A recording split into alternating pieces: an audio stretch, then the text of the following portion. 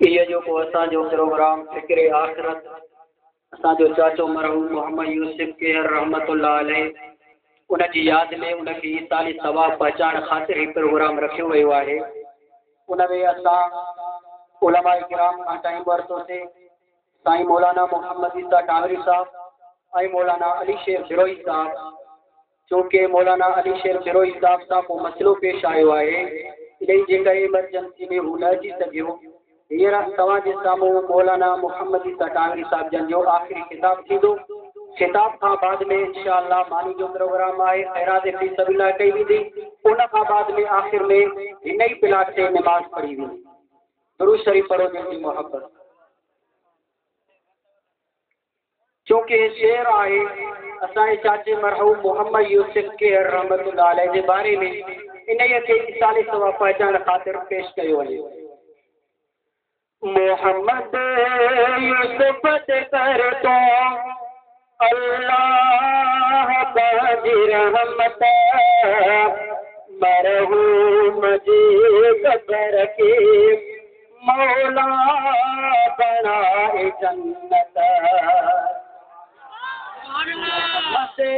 यूसुफ ते कर तो अल्लाह बाजी रहमत मरहूम जी कब्र के मौला बनाए जन्नत। मोहम्मद यूसुफ ते कर तूं जंहिं ज़िंदगी समूरी तोखे मञो अकेलो कंहिं बि कतर खुटे जो ॾिसंदो हुयो न मेलो। जंहिं ज़िंदगी समूरी तोखे मञो अकेलो कंहिं बि कतर खुटे जो ॾिसंदो हुयो न मेलो। अल्लाह पाक बेशक तुंहिंजी मञाई वहदत मरहूम जे कब्र के मौला बनाए जन्नत। मोहम्मद यूसुफ ते कर तो अल्लाह बाजी रहमत मरहूम जे कब्र के मौला बनाए जन्नत। मोहम्मद यूसुफ ते कर तो अल्लाह बाजी रहमत मरहूम जे कब्र के मौला बनाए जन्नत। मरहूम जे कब्र के मौला बनाए जन्नत। जेके जहान अंदर आया नबी प्यारा चवंदो हुयो त आहिनि सारा नबी भलारा। जेके जहान अंदर आया नबी प्यारा चवंदो हुयो त आहिनि सारा नबी भलारा। तन में मञई मोहम्मद ते आखतम नबूवत मरहूम जे कब्र के मौला बनाए जन्नत। मोहम्मद यूसुफ ते कर तो अल्लाह बाजी रहमत मरहूम जे कब्र के मौला बनाए जन्नत।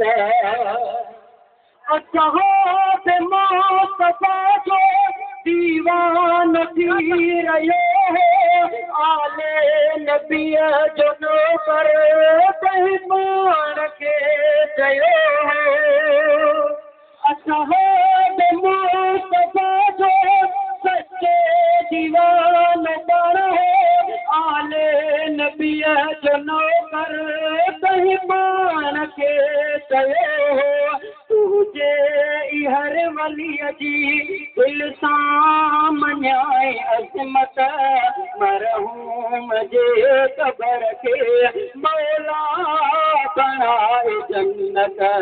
मोहम्मद यूसुफ ते कर तूं अल्लाह पंहिंजी रहमत मरहूम जे क़बर खे मौला बणाए जन्नत अॼु उन जे याद में जो जलसो क़ुरान जो ख़ुश उन जो भाव प्यारे बहादुर किनार देवा अॼु उन जे याद में जो जलसो क़ुरान जो ख़ुश उन जो भाव प्यारे बहादुर किनार देवा कारी धणी बख्श कई आस जी मेहनत मरहूम जे क़बर खे मौला बणाए जन्नत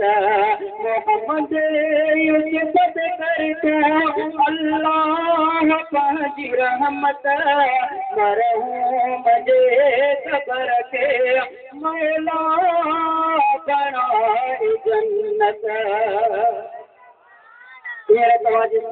असांजे सुवारी सिंध जो मशहूर मुबल्लिग मिठड़े आवाज़ जो मालिक बेहतरीन आलिम दीन हज़रत मौलाना साईं मोहम्मद ईसा टावरी साहब जो खिताब थी।